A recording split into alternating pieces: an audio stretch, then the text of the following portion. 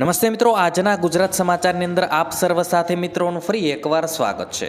તો આજના સમાચાર વિશે વાત કરું તે પહેલાં તમને જણાવી દઉં કે વિડીયો ખૂબ જ અગત્યનો છે અને આજના સમાચારની અંદર ખેડૂત ઉપયોગી સમાચારો વિશે વાત કરેલી છે. તો વિડીયોને છેલ્લે સુધી જોતા રહેજો અને ચેનલને હજુ સુધી સબસ્ક્રાઇબ ના કરી હોય તો તે પણ કરી લેજો. તો મિત્રો વાત કરીએ આજના પ્રથમ સમાચારને લઈને. તો રાયબરેલીમાં રાહુલ ગાંધીનું સંબોધન. મિત્રો, યુપીના રાયબરેલીમાં જાહેર રેલીને સંબોધતા રાહુલ ગાંધીએ કહ્યું હતું કે હું વચન આપું છું કે જો કોંગ્રેસ ઇન્ડિયા ગઠબંધન કેન્દ્રમાં સત્તામાં આવશે તો મારું પહેલું કામ ગરીબ ખેડૂતોની લોન માફ કરવાનું હશે. આ ચૂંટણીમાં ભાજપ અને આરએસએસના લોકો બંધારણનો નાશ કરવાનો પ્રયાસ કરી રહ્યા છે અને મિત્રો, બંધારણ વિના દેશમાં લોકોને નહીં અદાણી અને અંબાણીની સરકાર હશે. જો બંધારણ નાબૂદ થશે તો તમને જાહેર ક્ષેત્રમાં રોજગાર નહીં મળે અને અનામત ખતમ થઈ જશે. ત્યાર પછી મિત્રો, મહત્વના સમાચાર વિશે આગળ વાત કરીએ તો સોના અને ચાંદીના ભાવમાં ઘટાડો. મિત્રો, શેર બજારની સાથે ગઈકાલે સોના અને ચાંદીના ભાવમાં પણ ઘટાડો જોવા મળ્યો છે. ઇન્ડિયા બુલિયન એન્ડ જ્વેલર્સ એસોસિએશનના જણાવ્યા અનુસાર 24 કેરેટ સોનું 518 રૂપિયા સસ્તું થઈને 72,490 રૂપિયા પ્રતિ 10 ગ્રામ પર પહોંચી ગયું છે. 22 કેરેટ સોનું 66,401 રૂપિયા અને 18 કેરેટ સોનું 54,368 રૂપિયા પ્રતિ 10 ગ્રામ પર આવી ગયું છે. આ જ રીતે ચાંદી 950 રૂપિયા ઘટીને 83,265 રૂપિયા પ્રતિ કિલોગ્રામ પર આવી ગયું છે. ત્યાર પછી મિત્રો, મહત્વના સમાચાર વિશે આગળ વાત કરીએ તો ધોરણ 10નું રિઝલ્ટ પણ જાહેર. મિત્રો, ધોરણ 12 પછી સીબીએસઈએ ધોરણ 10નું રિઝલ્ટ પણ જાહેર કર્યું છે. વિદ્યાર્થીઓ રિઝલ્ટ cbse.nic.in પર વેબસાઇટની મુલાકાત લઈને પોતાનું રિઝલ્ટ ચકાસી શકે છે.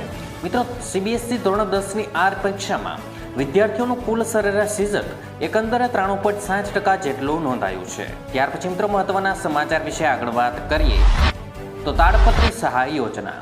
મિત્રો, ખેતીવાડી ખાતાની યોજના અંતર્ગત ખેડૂતોને ચોમાસામાં પોતાના પાકના રક્ષણ માટે તાડપત્રી ખરીદવા સહાય આપવામાં આવે છે. મિત્રો, તાડપત્રી યોજના અંતર્ગત મળવાપાત્ર સહાય વિશે વાત કરીએ તો અનુસૂચિત જનજાતિના ખેડૂતો માટે તાડપત્રીની ખરીદ કિંમતના 75% અથવા તો 1,875 બેમાંથી જે ઓછું હોય તે ખાતા દીઠ વધુમાં વધુ 2 નંગ આપવામાં આવશે. જ્યારે મિત્રો, સામાન્ય ખેડૂતની વાત કરીએ તો તાડપત્રીની ખરીદ કિંમતના 50% અથવા તો ₹1250 બેમાંથી જે ઓછું હોય તે ખાતા દીઠ વધુમાં વધુ 2 નંગ આપવામાં આવશે. અને મિત્રો, અનુસૂચિત જાતિના ખેડૂતો માટે તાડપત્રીની ખરીદ કિંમતના 75% અથવા તો 1,875 બેમાંથી જે ઓછું હોય તે ખાતા દીઠ 2 નંગ આપવામાં આવશે. ત્યાર પછી મિત્રો, મહત્વના સમાચાર વિશે આગળ વાત કરીએ તો અશોકભાઈ પટેલની આગાહી. મિત્રો, તારીખ 13 થી 15 દરમિયાન સૌરાષ્ટ્ર અને ગુજરાત અને કચ્છમાં વાતાવરણમાં અસ્થિરતા વધશે, જેથી છૂટાછવાયા વિસ્તારોમાં 1-2 દિવસ ઝાપટા અથવા તો વરસાદની શક્યતાઓ છે. પવનો મુખ્યત્વે પશ્ચિમ અને ઉત્તર પશ્ચિમના રહેવાની શક્યતાઓ છે. મિત્રો, 15 મે સુધી પવનની સ્પીડ 15 થી 20 કિલોમીટર પ્રતિ કલાકની રહેવાની શક્યતાઓ છે. જ્યારે મિત્રો, સાંજે એટલે કે રાત્રે ઝાટકાના પવનો 25 થી 35 કિમી પ્રતિ કલાકની ઝડપે ફૂંકાવાની શક્યતાઓ છે. ત્યાર પછી મિત્રો, મહત્વના સમાચાર વિશે આગળ વાત કરીએ તો પીએમ મોદીની વધુ એક ગેરંટી. મિત્રો, પ્રધાનમંત્રી સૂર્યોદય યોજના હેઠળ 1 કરોડ પરિવારોને સોલાર પેનલ દ્વારા દર મહિને 300 યુનિટ સુધી મફત વીજળી આપવામાં આવશે. આ યોજના દ્વારા 1 વર્ષમાં 18,000 રૂપિયાની બચત થવાની છે. નાણાપ્રધાન નિર્મલા સીતારામણે નાણાકીય વર્ષ 2024 અને 25 માટે રજૂ કરેલા વચગાળાના બજેટમાં આ માહિતી આપી હતી. થોડા દિવસો પહેલા વડાપ્રધાન નરેન્દ્ર મોદીએ છત પર સૌર ઉર્જા એકમો સ્થાપિત કરવાના ઉદ્દેશ્ય સાથે પ્રધાનમંત્રી સૂર્યોદય યોજના શરૂ કરવાની જાહેરાત કરી હતી. જ્યારે મિત્રો, આ યોજનાનો લાભ લેવા માટે અરજદાર ભારતનો નાગરિક હોવો જોઈએ. ઉપરાંત તેની વાર્ષિક આવક મહત્તમ 1 અથવા તો 1.5 લાખ હોવી જોઈએ. આ સિવાય અરજદાર કોઈપણ સરકારી સેવા સાથે સંકળાયેલો હોવો ન જોઈએ. તેમજ આ યોજનામાં અરજી કરવા માટે આધાર કાર્ડ, સરનામાના પુરાવા, વીજળી બિલ, આવક પ્રમાણપત્ર, mobile number, bank passbook, passport સાઇઝનો ફોટો, રેશન કાર્ડ આ તમામ ડોક્યુમેન્ટની જરૂર પડવાની છે. ત્યાર પછી મિત્રો, મહત્વના સમાચાર વિશે આગળ વાત કરીએ તો વિદ્યાર્થીઓને મળશે 50,000 રૂપિયા. મિત્રો, ગુજરાત સરકાર દ્વારા નમો લક્ષ્મી યોજના જાહેર કરવામાં આવેલ છે. આ યોજના હેઠળ સરકારી અનુદાનિત અને ખાનગી માધ્યમિક અને ઉચ્ચતર માધ્યમિક શાળાઓમાં અભ્યાસ કરનારા પાત્રતા ધરાવતી અંદાજે 10 લાખ વિદ્યાર્થીનીઓને ધોરણ 9 અને 10 માટે વાર્ષિક ₹10,000 તેમજ ધોરણ 11 અને 12 માટે વાર્ષિક ₹15,000 આપવામાં આવશે. મિત્રો આમ આ યોજના હેઠળ ધોરણ 12 સુધીનો અભ્યાસ પૂર્ણ કરવા સુધી કુલ ₹50,000ની સહાય મળવા પાત્ર થશે. ત્યાર પછી મિત્રો મહત્વના સમાચાર વિશે આગળ વાત કરીએ તો આધાર કાર્ડની ફ્રી સેવાની તારીખ લંબાવાય. મિત્રો આધાર અપડેટ કરવાનું બાકી રહી ગયું હોય તો તમારા માટે ફરી એક નવી તક છે. યુડીઆઈએ સુધારા ફી માફ કરી છે અને હવે તમે 14મી જૂન સુધી ફ્રીમાં આધાર કાર્ડની વિગતો અપડેટ કરી શકો છો. તમારે ₹50ની ફી ચૂકવવી પડશે નહીં. આ સમયગાળા દરમિયાન નાગરિકોને કોઈપણ વધારાના શુલ્ક વિના તેઓ ફોટો, ઉંમર, સરનામું, જન્મ તારીખ, જાતિ, મોબાઈલ નંબર અને ઈમેલ જેવી માહિતી અપડેટ કરી શકે છે. ત્યાર પછી મિત્રો મહત્વના સમાચાર વિશે આગળ વાત કરીએ તો તોફાની પવનો અને ગાજવીજ સાથે વરસાદ. મિત્રો પરેશભાઈ ગોસ્વામીએ આગાહી કરી છે કે મોટી અસ્થિરતા સર્જાઈ ગઈ છે જે ગુજરાત, મધ્યપ્રદેશ, મહારાષ્ટ્ર અને રાજસ્થાનને આવરી લીધી છે, જેથી 12 થી 15 મે અનેક વિસ્તારોમાં તોફાની પવન અને ગાજવીજ સાથે વરસાદ પડશે. 12 તારીખે મધ્યપ્રદેશ લાગુ વિસ્તાર દાહોદ, ગોધરા, છોટાઉદેપુર, લુણાવાડા, ડાંગ, સુરત, નવસારી, વલસાડ, જ્યારે મિત્રો 13, 14 અને 15માં સૌરાષ્ટ્રના જૂનાગઢ, ગીર સોમનાથ, બોટાદ, અમરેલી, ભાવનગર, ગોંડલ, જેતપુર, રાજકોટ, ચોટીલા અને મિત્રો મધ્ય ગુજરાતમાં અમદાવાદ, ગાંધીનગર, આણંદ, નડિયાદ, ઉત્તર ગુજરાતમાં બનાસકાંઠા, સાબરકાંઠા અને પાટણમાં વરસાદની શક્યતાઓ છે. ત્યાર પછી મિત્રો મહત્વના સમાચાર વિશે આગળ વાત કરીએ તો આ વર્ષે વાવણી ક્યારે થશે. મિત્રો જેઠ સુદ 14 અને શુક્રવારના રોજ આદ્રા નક્ષત્રનો પ્રારંભ થવાનો છે. આદ્રા નક્ષત્ર 21/6/2024ના રોજ બેસે છે, એટલે કે મિત્રો 21 તારીખે રાત્રે 12:18 આદ્રા નક્ષત્ર શરૂ થઈ જશે. આદ્રા નક્ષત્રનું વાહન મોરનું છે અને આદ્રા નક્ષત્રમાં વરસાદ સારો થાય અને નદી નાળા છલકાઈ જાય છે. ગુજરાતમાં સામાન્ય રીતે 15 જૂન પછી ચોમાસાની શરૂઆત થતી હોય છે અને સારા વરસાદ માટે વરસાદનું ભારે નક્ષત્ર એટલે કે આદ્રા નક્ષત્ર કહેવાય છે. 21 જૂનના રોજ આદ્રા નક્ષત્ર ચાલુ થવાનું છે અને મિત્રો જેમાં વાવણીના વરસાદની પૂરેપૂરી સંભાવનાઓ રહેલી છે. ત્યાર પછી મિત્રો મહત્વના સમાચાર વિશે આગળ વાત કરીએ તો હસમુખ પટેલે કરી મોટી જાહેરાત. મિત્રો એલઆરડી પીએસઆઈની ભરતી અંગે મોટા સમાચાર સામે આવ્યા છે.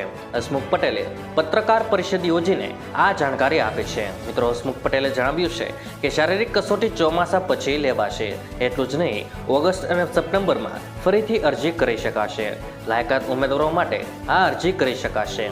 મિત્રો અરજી કરવા માટે ઉમેદવારોને વધુ એક તક મળવાની છે અને શારીરિક કસોટી માટે ઉમેદવારોને ઘણો સમય પણ મળવાનો છે. ત્યાર પછી મિત્રો આગળ વાત કરીએ તો રાજ્યમાં પ્રી મોન્સૂન એક્ટિવિટી છતાં અમદાવાદમાં ગરમીનો પારો આસમાને ચડેલો છે.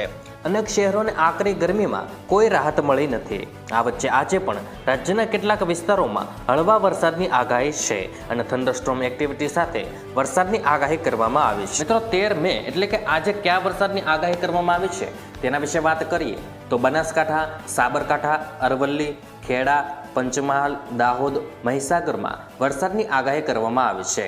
દક્ષિણ ગુજરાતના દમણ, દાદરા નગર હવેલીમાં પણ વરસાદની આગાહી કરવામાં આવી છે.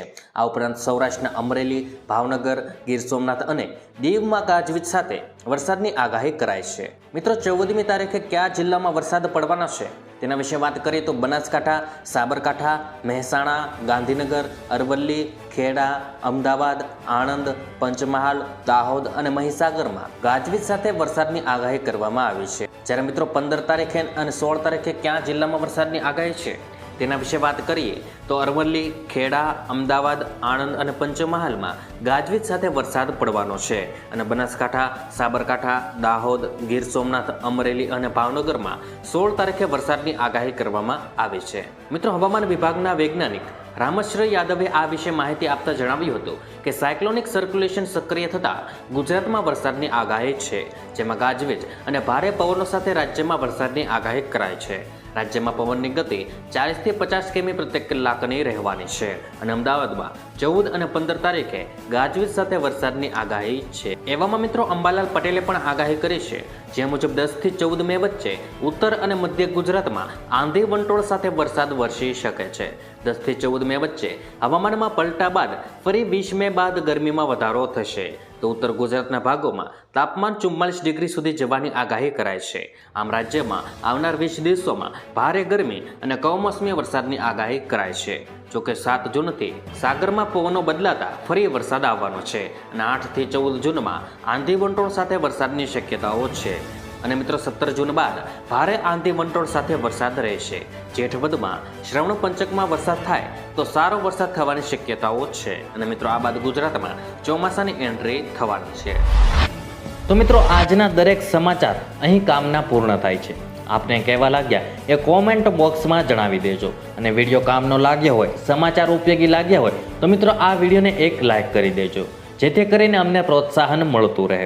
અને દરરોજના ખેડૂતને લગતા, હવામાનને લગતા અને ગુજરાતમાં પળે પળના સમાચાર મેળવવા માટે ગુજરાતની આ ચેનલ તાતની વાતને સબસ્ક્રાઇબ કરી લેજો, જેથી કરીને ગુજરાતની દરેક અપડેટ્સ તમને મળતી રહે.